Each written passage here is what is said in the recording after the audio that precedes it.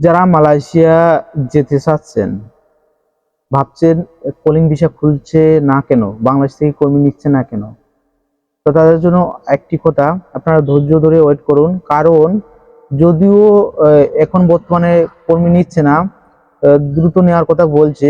এর অর্থ হচ্ছে মালয়েশিয়াতে অনেক অবৈধ কর্মী আছে কিন্তু বাংলাদেশি। তো যার কারণে মালয়েশিয়া সরকার বাংলাদেশ থেকে কর্মী নিতে এই মুহূর্তে আগ্রহী নয়। কারণ মালয়েশিয়া কিন্তু অনেক অভিযান চলছে এই মুহূর্তে। সেগুলো হয়তো অভিযানে ধরাধরি করবে, বাংলাদেশের কর্মী না, অন্যান্য দেশের কর্মীও কিন্তু ধরাধরি করবে।